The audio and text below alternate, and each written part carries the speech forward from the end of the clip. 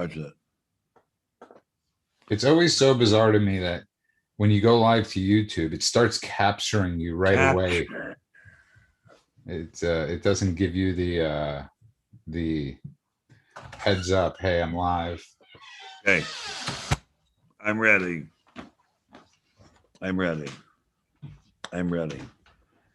You better be ready. And on that note, I want to welcome everyone. As this meeting is being recorded, I want to. How do I press that? Just hit the continue button and you're good.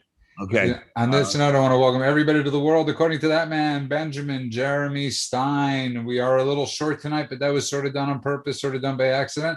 We are going to do a shortened version of the show. We want to remind you we have a jam-packed show tomorrow night at the same exact time for Memorial Day.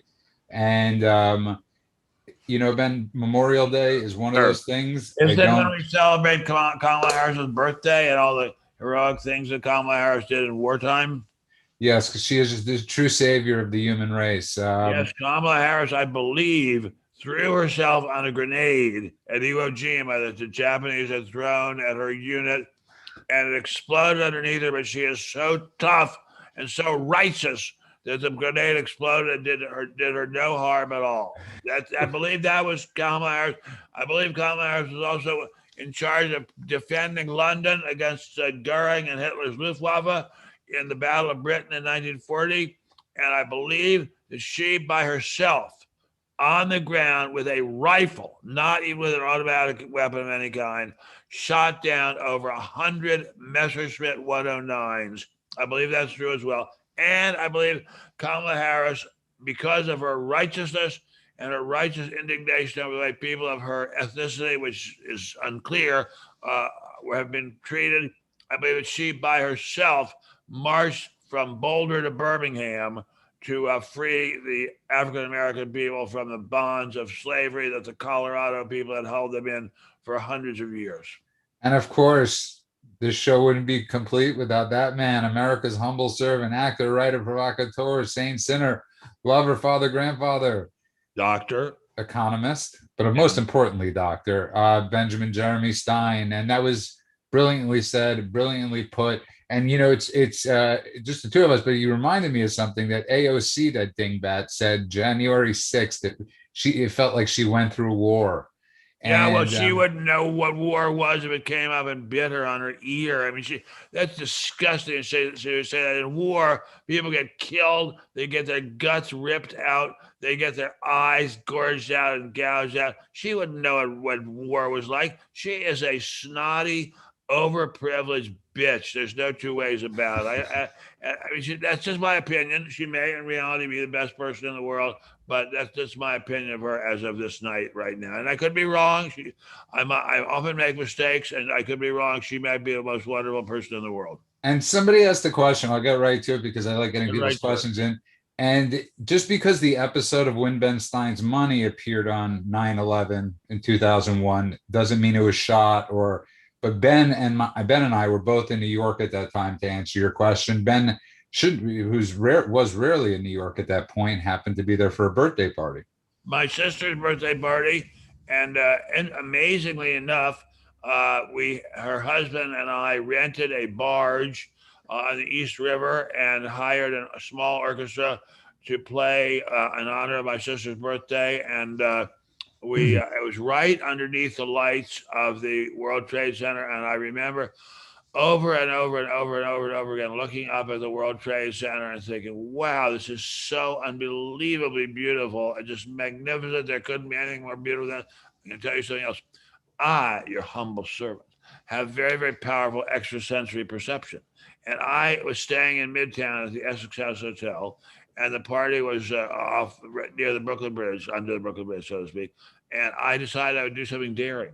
And instead of taking the limousine that I usually take, I took a subway down, and I had to cross tracks and change planes under the World Trade Center. I'd never done it before, even though I had worked near the World Trade Center for roughly 2 years at the Wall Street Journal. And I walked through the World Trade Center. I had the worst panic attack I have ever had in my life. I am absolutely morally certain that it was an ESP blast telling me something incredibly horrific was about to happen. But anyway, after the party, I got through there, I got to the party. After the party, I was with a wonderful, wonderful woman, an incredibly talented artist from New Haven, Connecticut, whom I'd known when I was at Yale, uh, named Nan Adams, direct descendant of the Adamses who signed the Declaration of Independence. And I remember I showed her the lights. And I said, "Have you ever seen anything more beautiful?" She said, "Never." Well, there you are. That's your answer about when Ben Stein's money and where Ben Stein was that day. But I want to get back to what you brought up about we're sort of I was sort of thinking before the show about, and I know we don't look heavily on Woodward and Bernstein and whatever crap they No, I found, like Carl. but I like Carl. I mean, I no, I think know you like Carl, but you don't the believe, word that was but you wrong. don't necessarily. I like. But I'm saying even the publisher of the paper said the story wasn't accurate. He didn't think they were going to parking garages at certain times. He thought they heavily exaggerated it. But I want to talk about something very important: journalism, and it's extremely important. It came out today. Two stories came out in the past 2 days.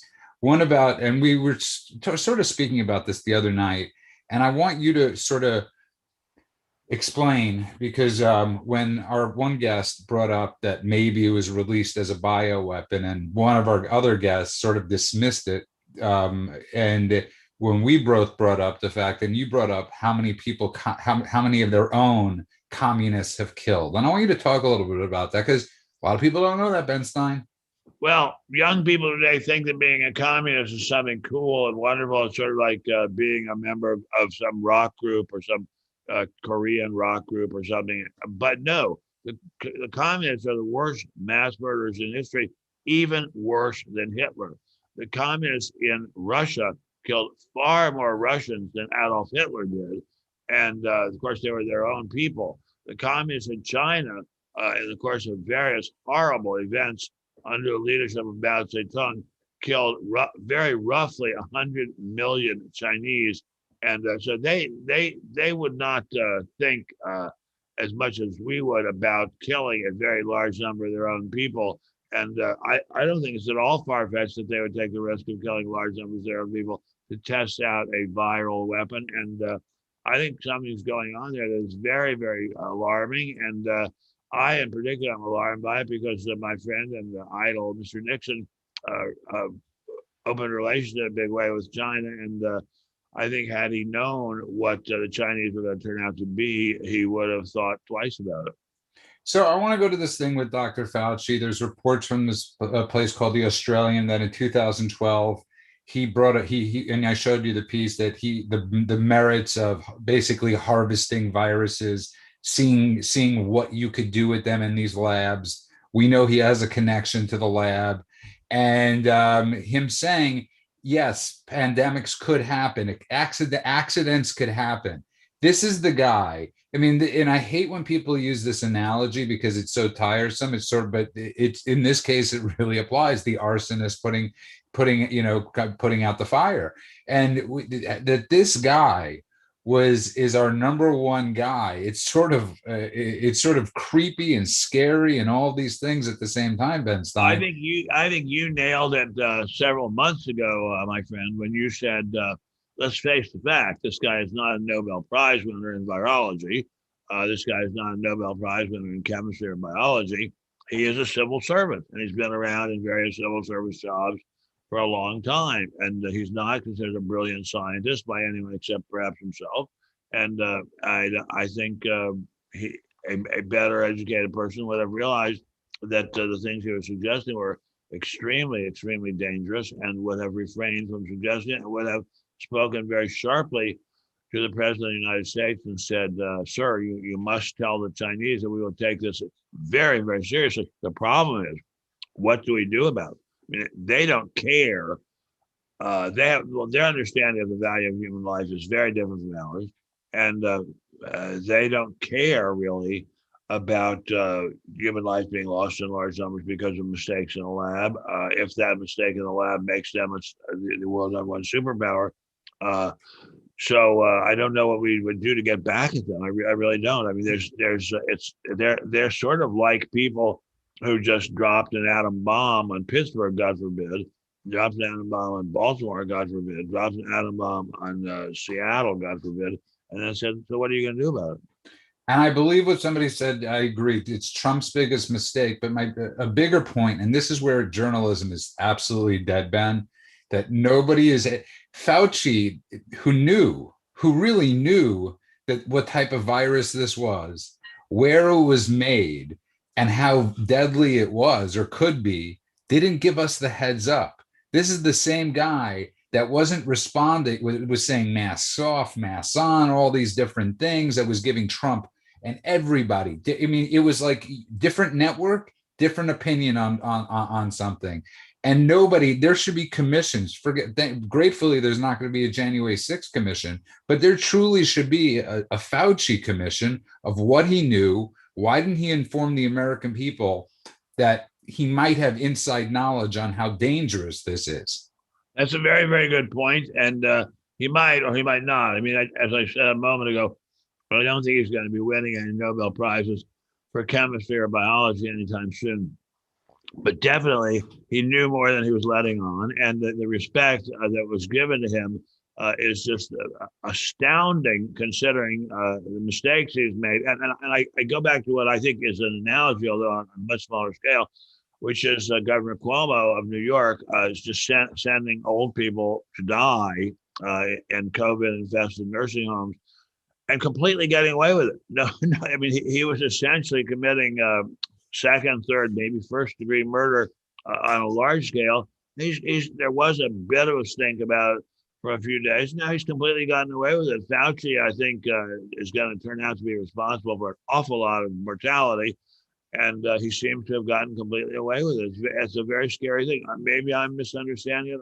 It's entirely you're completely right. With Gretchen Whitmer, the same thing in Michigan. She's responsible for thousands upon thousands. They say their reporting is 100% off of the deaths. That's how much some people are speculating or calculating of the underreporting of deaths. But it goes to the bigger question: at what point, Ben Stein, do people sort of like, if you're in the media or you consider yourself a professional, like people like Daniel Pearl who were beheaded, this idea that we couldn't get into China, that journalists couldn't get in there, they couldn't investigate, is BS. If Daniel Pearl could get to where he got to, and other journalists from Birmingham High School in Los Angeles, by the way, a good Jewish boy, if a good Jewish boy could get over there, how come we couldn't how come our journalists wouldn't go to China? And don't give me this, they weren't allowed in.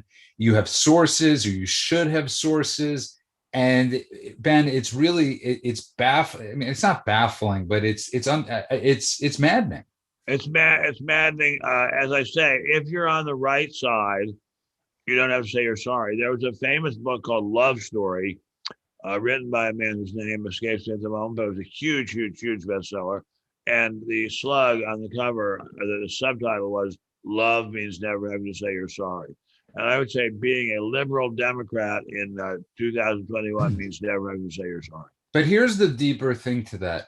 On certain, when with Joe Biden getting out, wanting to get back into the Paris Accords, it's idiotic. It's going to cost money. It's going to cost jobs, but it's the Paris Accords. We're talking about literally right now life or death things that aren't being investigated, that journalists aren't investigating, Ben. And that's really where I get when you don't want to do certain things because you choose party over whatever.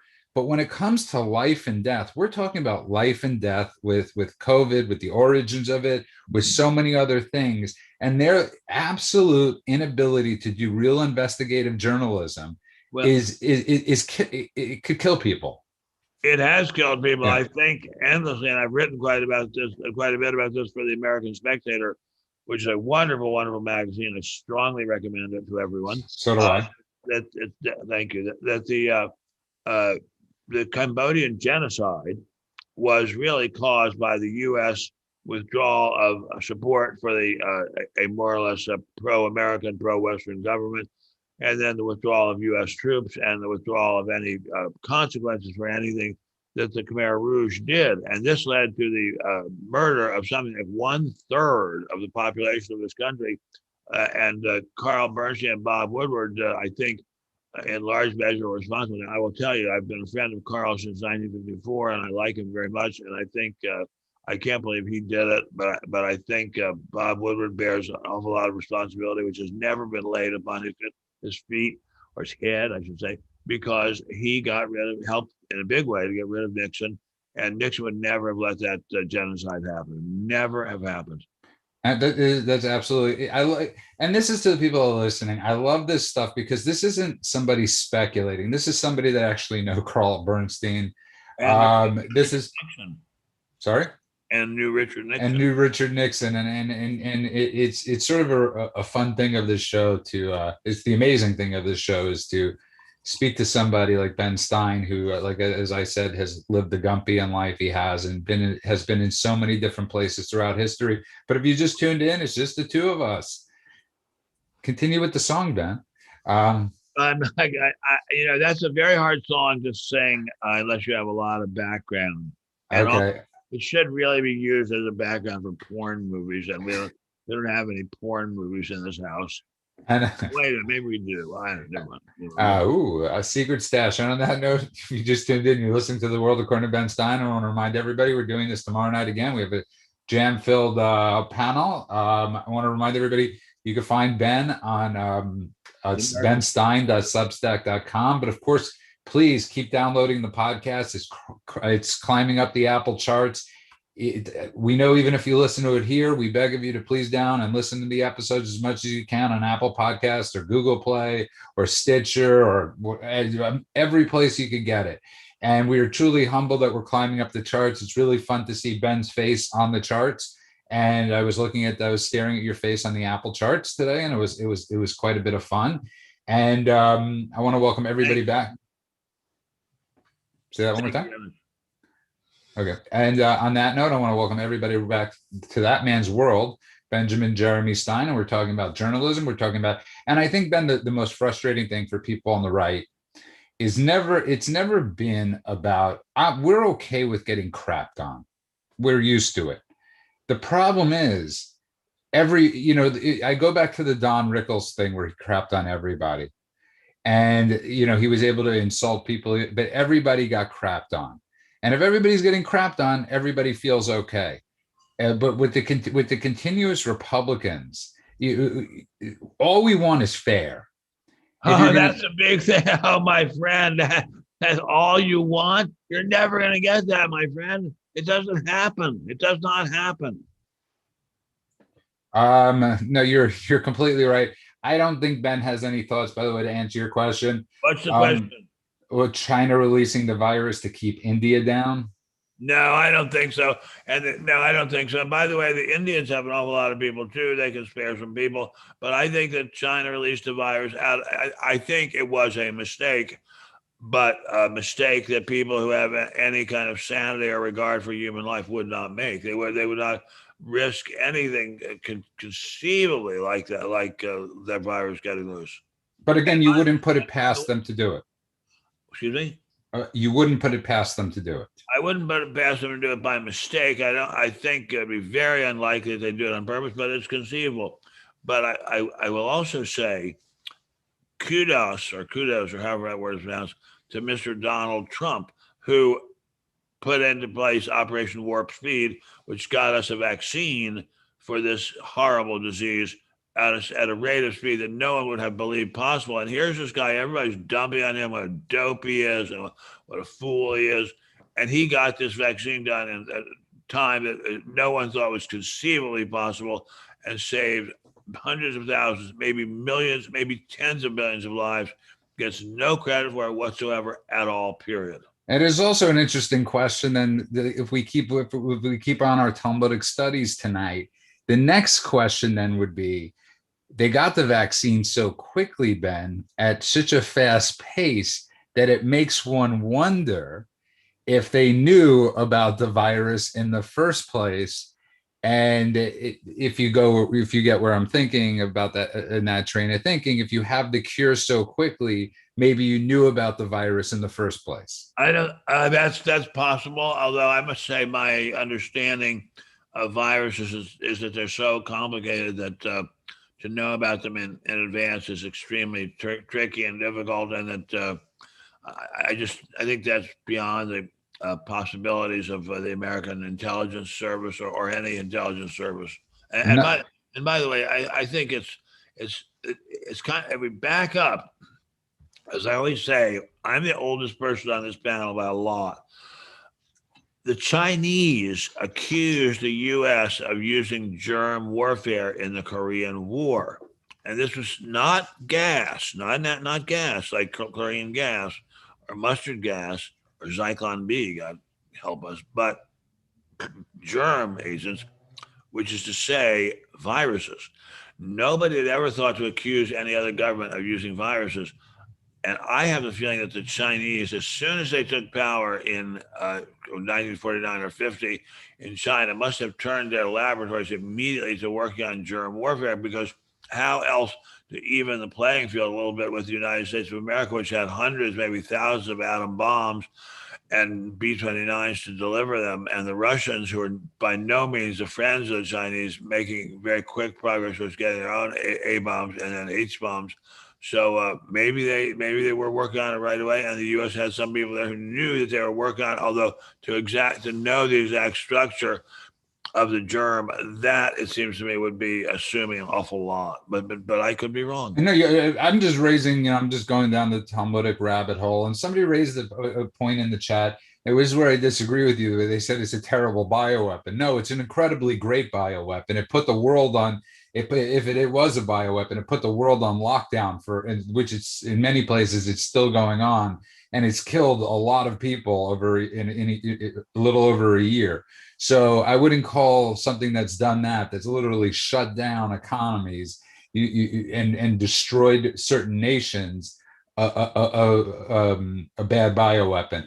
But I want to get back to something. Let's go back to what you were talking about before. And I think you're talking a lot about civic duty and civic responsibility. And when you look at the former House members, from obviously there was a certain point when most people served. Obviously, there was a certain point when many in the House served our country. Just by fact of World War II, or the drafted through the Vietnam War ban or the Korean War, there were people that came into the House that served the country prior. And when you bring up people like Kamala Harris, when you bring up people or we bring up these other people, it's really and I'm not saying you have to have served to obviously be in the House, but on the other hand, know a little bit about the history of our country. Yeah, well, Mrs. Harris, I don't know. I mean, I don't know how much Mrs. Harris knows about anything. I'm scratching my back. Usually I have somebody here to scratch my back, but he's been arrested. I don't know how much Mrs. Harris knows about anything. And as I've told you many, many times, Mr. Nixon, my hero, had a very low opinion of House Representative members. I don't know that she knows anything. For her to have gone through Memorial Day of her first year in office and not mention what Memorial Day was, it's almost unbelievable. Well, remember, she still hasn't been to the border. Right. So it's incredible. It's incredible. And this is where journalism, can you imagine? I hate using the can you imagine thing, but if there was reverse parties and this was going on, you would have 1,000 reporters just outside knocking outside her house. Yeah, outside of her house, going, when are you going to the border? What's up with the border? Every single, I mean, and I know we're never going to have fair, and I know, Ben, we're never going to have partial, but did you ever expect to see it like this? I didn't think it would be this bad, although I have to say, once Mr.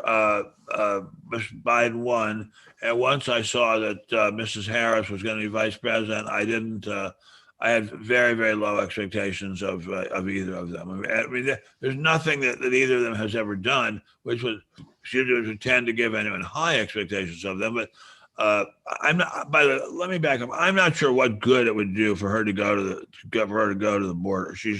The border is, you don't achieve magical powers by going to the border, but her disdain for this incredibly important task that the president has given her is heartbreaking, just heartbreaking. I mean, this country is in essence being invaded by a very large number of illegal aliens, many of whom carry diseases, many of whom are carrying drugs with them, many of whom are carrying weapons with them, and we don't know who they are. We don't know if they have criminal records. They probably do. Some do, some don't, I guess. It's kind of terrifying. We're being invaded on our southern border, and the president is basically saying, "Come on in, boys, come on in." No, it's brilliantly said, but I want to go to something else. Okay, so I want to get so you had 6 Republicans who voted for the January 6th thing.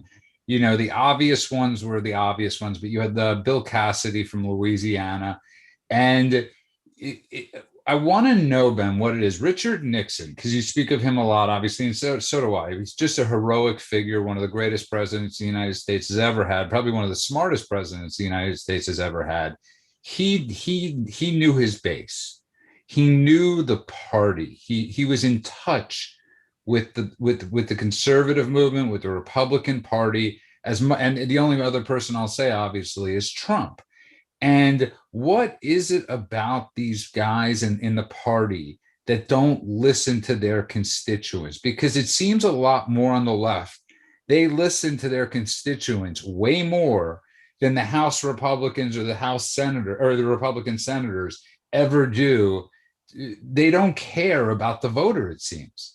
Well, they don't care about much at all. I mean, by the way, I think you're drawing perhaps a false dichotomy between the Republicans and Democrats.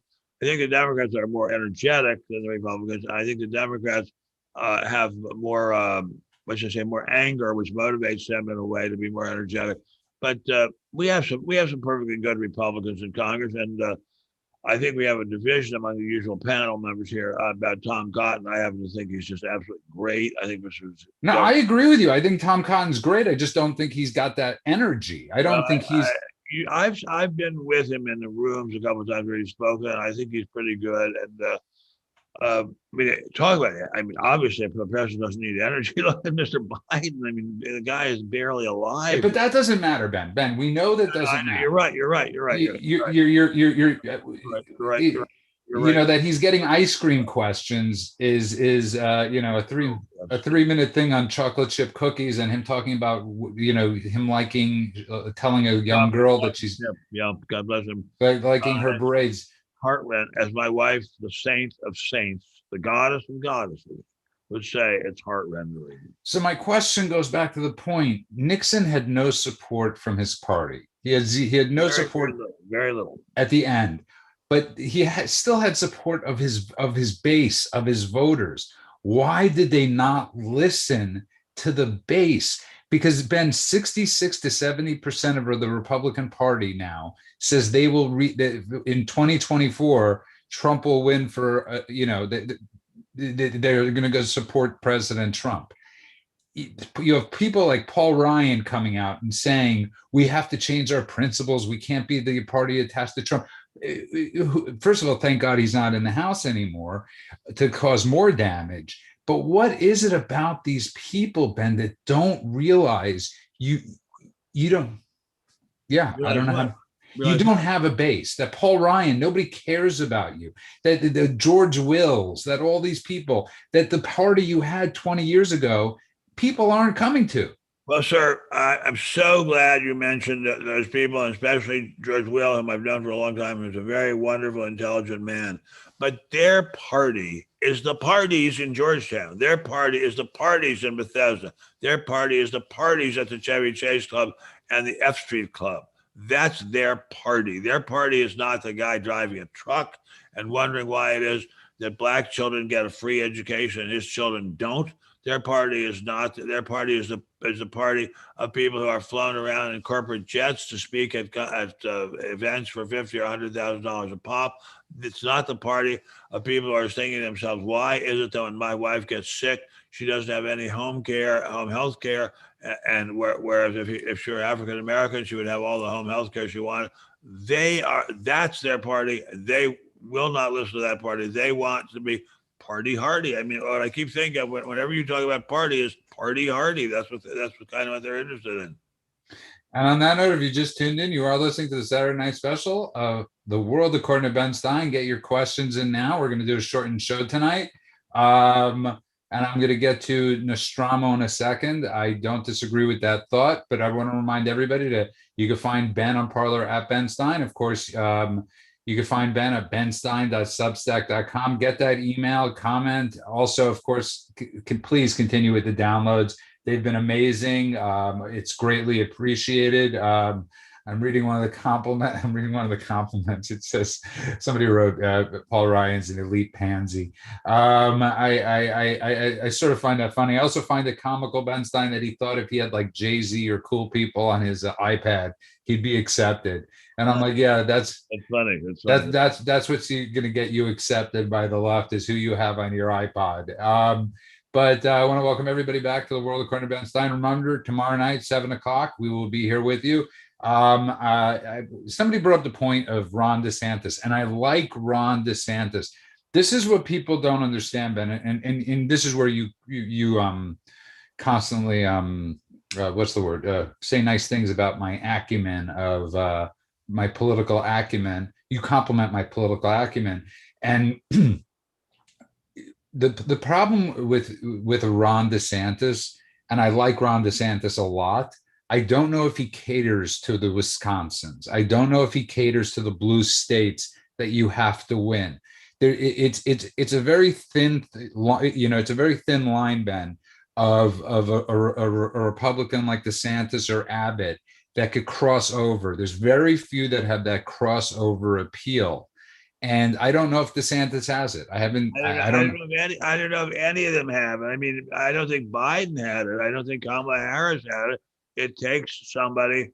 We Republicans have to have somebody who has extraordinary charisma. That's Donald Trump. That's Ronald Reagan. That was George Bush 41. Even to some extent, the next George Bush. But we don't have anyone right now who's displaying extraordinary charisma because we don't have the media. So we have to have somebody who has so much charisma that he can overcome the extraordinary imbalance of power within the media. Who that's going to be, I don't know. I keep saying to you, Judah, my dear friend, we Republicans have to think of a program, a plan that we want to put into action. I don't think it's as important who our nominee is as what we plan to do. I mean, what do we plan to do? One thing I hope we plan to do is not bankrupt the country by spending $19.1 trillion to stimulate the economy when the economy is already reviving at a dangerously fast pace. One thing I don't think we need to do is spend $6+ trillion of teaching people that women can be competing against other women, even if they have male genitals. I mean, I don't think we need to be spending a lot of money on gender studies. It's funny. I ran into a very nice young woman at the pavilions near my house, and I asked her, a very, very nice woman. I've been friends with her for years. I asked her what she was going to do with herself. She had been planning to be a physician, and now she said she planned to study gender studies. I really felt like crying. I don't know. I don't even know how you respond to a person like that. I said, God bless you, sweetheart. Good luck.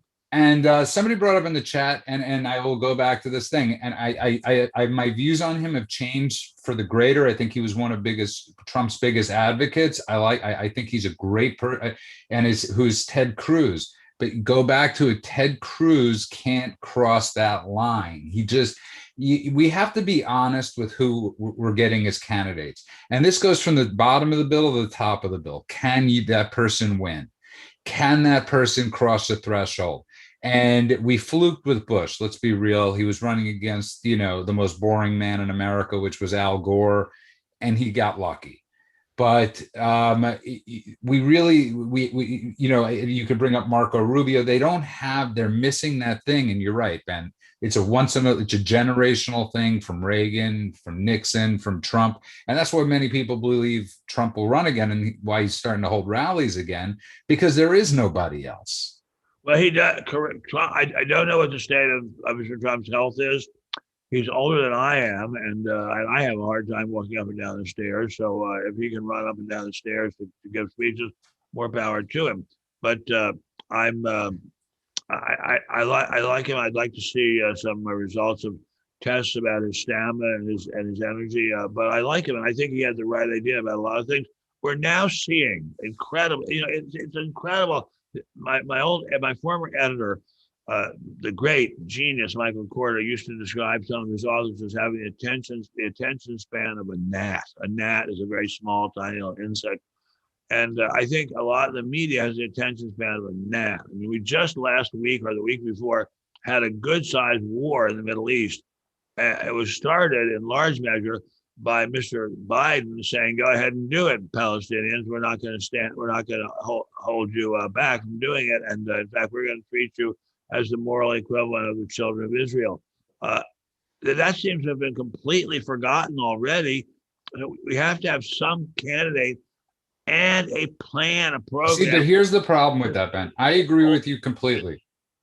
Ben, I agree with you completely, but you brought up two things that contradict each other, because you're bringing up a person that has a plan, which is 100% correct, right? Who has a vision. But on the other point you brought up, since we can't get into the media, who's going to hear that point? So you need charisma before you get plan, because if you don't have the charisma, nobody's coming to hear your plan. Yeah, right. We need charisma and a plan. Exactly. Now, what is the plan going to be? I mean, I think one incredibly important plan would be to have a race-neutral America. Let's say an America that is not the racialist state that the Democrats, especially Mr. Biden and Mrs. Harris, are pushing. That is to say, a country which favors people of certain races. I'd like to see an America which, as Martin Luther King said, judged people by their characters. We're not seeing that. That's a big, gigantic step in the right direction. I'd like to see an America which says we stand for freedom all over the world. We don't just stand for freedom in Newark or freedom in Little Rock or freedom in Jackson, Mississippi. We stand for freedom all over the world. I'd like to see that person in high office. But I think we have a couple of people who could conceivably carry that message. And why I guess the problem is we can't really give them tryouts because the media don't have them on to talk. So that's the real problem. We have to figure out some way of getting around the mainstream media to give these people a chance to speak their minds and to explain what their program is. I mean, that would be actually a really great game show by Donald Trump, where he actually started doing The Apprentice if he decides not to run, where he holds rallies. And it's sort of like he has the top 5 candidates up there because networks are going to have to cover him, because CNN and MSNBC's ratings are so bad. They need President Trump. So he could almost start doing an Apprentice style show of testing out future candidates. CNN's numbers, Ben, have dropped in the toilet. Well, I don't know that I don't know what to say about that. I mean, good luck. I'd like all television shows to do well, but why don't we hope that we can come up with a convincing party program, and then hope that we can get a candidate who will get it across? I mean, we don't, it's not true that Republicans have no good candidates. I respectfully say again for the millionth time, every time Mr. Cotton opens his mouth, he makes an incredible amount of sense. As he's not Billy Graham, the great orator and preacher, but every time he opens his mouth, he makes a lot of sense biblically, spiritually, constitutionally, and just in terms of good sense. No, listen, Ben, I like Tom Cotton. I think he's a great guy. He served our country. I mean, he's brilliantly. Just a true patriot. This is nothing against Tom Cotton. Sometimes you just get a feeling for a person. It's not a bad thing. Some people, are just, it's not in them, and I don't know if it's in him yet. If you could get that, if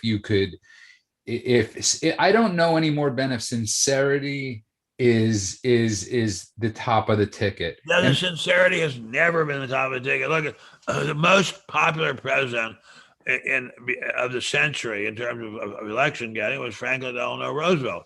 He totally hid who he was for his whole term in office. People didn't know he was severely disabled. People didn't know he had a girlfriend. I guess he wasn't that severely disabled. He had a girlfriend.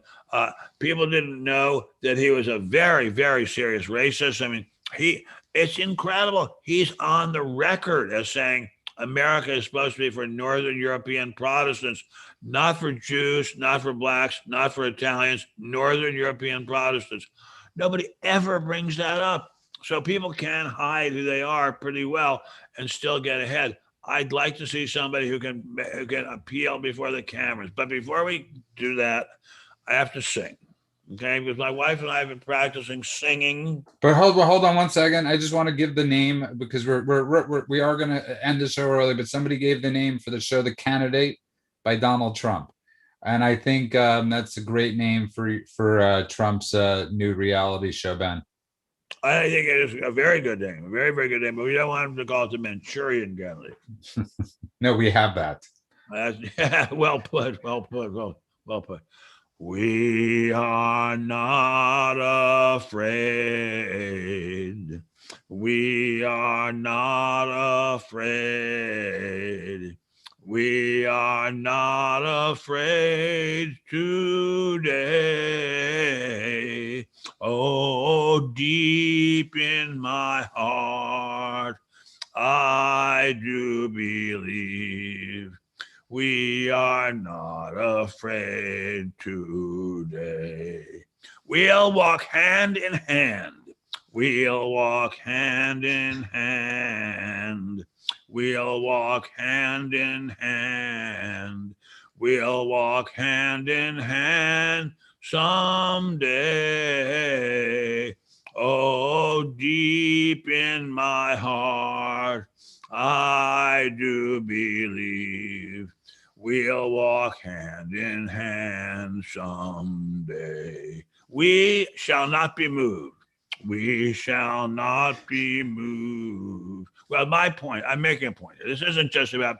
Can you imagine, Ben, if somebody just out of nowhere just turned it on when you started singing? I would like to say I want a Republican candidate who can sing that and mean it from the bottom of his or her heart. And I don't see why the Republican candidate has to be white. We are seeing, I turn on the TV and I see some very, very excellent African American conservatives.